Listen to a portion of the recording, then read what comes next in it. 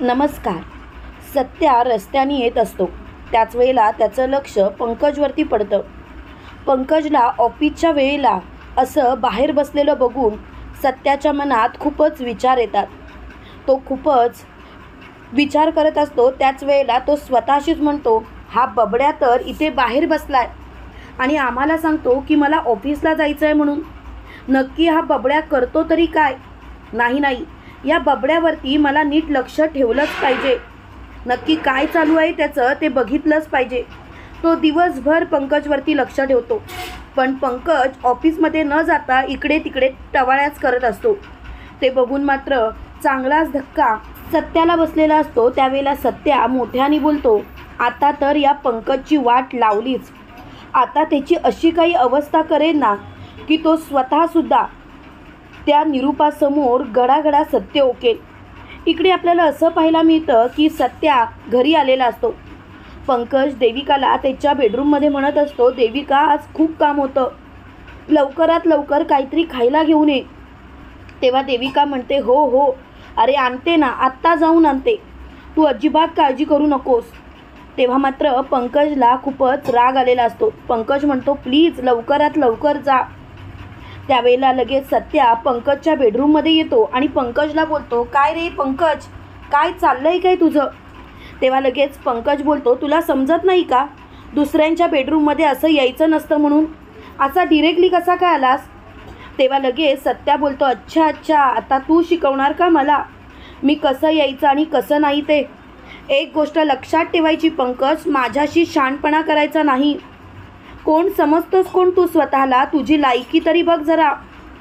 तेव्हा लगेच पंकज बोलतो, पुरे माझ्याशी बोलताना नीट बोलायचं, हे अशा भाषेत तर अजिबात बोलायचं नाही. तेव्हा मात्र पंकजला खूपच राग आलेला असतो. त्यावेळेला पंकज मोठ्याने सत्यावरती आवाज चढवतो. त्याच वेळेला सत्या पंकजची कॉलर पकडतो आणि पंकजला फरफटत सर्वांसमोर घेऊन येतो. तेव्हा मात्र निरूपा बोलते, काय चाललंय तुझं? गावगुंड आहेस तू, गावगुंड. अरे कळतंय का तुला? जरा तरी विचार कर तुझ्या वागण्याचा. तू असं कसं काय वागू शकतोस? तेव्हा मात्र पंकज खूपच चिडलेला असतो. पंकज मोठ्याने बोलतो, पुरे झालं. आई मम्मा प्रत्येक वेळेला याची मनमानी करत आलोय, आता मात्र नाही याची मनमानी मी सहन करणार नाही. तेव्हा लगेच निरूपा बोलते, काय चाललंय काय? मला तर या गोष्टीचा त्रास व्हायला लागलाय. मुळात ही गोष्टच पटत नाही आहे. खरं सांगायचं तर प्रत्येक वेळेला स्वतःचं तेच खरं करतो हा पंकज, पण आता मात्र नाही आता मात्र मी त्याची वाट लावणारच. असं सत्या बोलताच पंकज सत्यावरती धावत जाणार. तेवढ्यात सत्या पंकजच्या पोटात जोरात लाथ मारतो आणि म्हणतोय, गप्प बस. तेव्हा देविका बोलते, काय चाललंय काय तुझं? तुला पोलिसांच्या ताब्यात देईन आम्ही. अरे असं कसा काय वागू शकतोस तू? अरे जरा तरी विचार करून वागत जा ना. तेव्हा लगेच सत्या बोलतोय, देविका तुला तुझ्या या नवऱ्याबद्दल खूपच अभिमान आहे ना? देविका अगं स्वतःच्या मनाला विचार, तुझा हा नवरा काय कामाचा आहे तो? देविका तुला कळतंय का? अगं जरा तरी विचार कर. मुळात तुझ्या याच वागण्याचा त्रास व्हायला लागलाय, त्रास. तेव्हा मात्र देविका खूपच चिडलेली असते. देविका बोलते, सत्या जरा शांत हो, उगाचच काहीतरी बोलू नकोस. आणि तू माझ्या नवऱ्यावरती हात कसा काय उचलू शकतोस? अरे मोठा भाऊ आहे तो तुझा, कळतंय का? तेव्हा लगेच सत्या बोलतो, गप्प बस. तुला काही गोष्टी माहिती नाहीत म्हणून तू बोलतेस. अगं जरा तरी विचार कर, मी असा विचार का करेन? अगं तुझा नवरा तुला सांगतो की तो नोकरीला जातो आणि तो कुठे असतो माहिती आहे का? अगं इकडे तिकडे भटकत असतो, भटकत. तेव्हा मात्र चांगलाच धक्का देविकाला बसतो. त्यावेळेला देविका बोलते, गप्प बस. त्यावेळेला पंकज बोलतोय, काही काय बोलतो सत्यजित, अक्कल तरी आहे का तुला? तू माझ्याबद्दल असं कसं काय बोलू शकतोस? सत्यजित जरा तरी विचार करून बोल, असं काही नाही आहे. तेव्हा मात्र सत्यजित खूपच चिडलेला असतो. सत्यजित मोठ्याने बोलतो, बस झाला देविका, मी काही खोटं बोलत नाही. त्यावेळेला लगेच पंकज बोलतो, गप्प बस. अरे स्वतः 4 पैसे कमवत नाहीस, पण मी एवढ्या मोठ्या कंपनीत काम करतो म्हणून तुला चीड आले ना?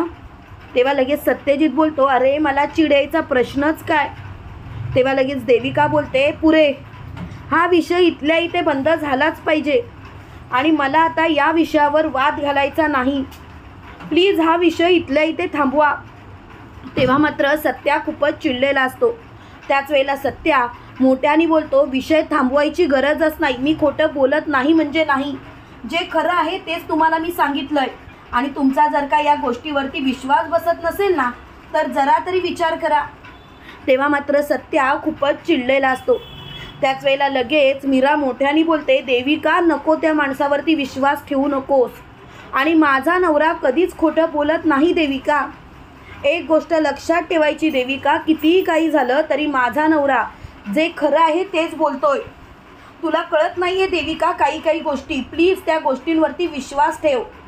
देविका मी खरंच सांगते, तुझ्या नवऱ्याला नोकरी नाही आणि हे मला आधीपासून माहिती आहे. जर का अशा गोष्टींबाबतीत जर का पुन्हा काही बोललीस ना तर बघ. तेव्हा मात्र पंकज खूपच चिडतो आणि मोठ्याने बोलतो, ए मीरा जास्त शहाणपणा करू नकोस. कोण समजतेस कोण तू स्वतःला. तेव्हा लगेच मीरा बोलते, पंकज तुला तर माहितीच आहे ना या सर्व गोष्टी मला माहिती आहेत म्हणून. मग आता उगाच विषय ताणू नकोस. आणि पंकज एक गोष्ट लक्षात ठेवायची, कितीही काही झालं ना तरीसुद्धा तुला चांगलंच माहिती आहे, मला हे सगळंच माहिती आहे.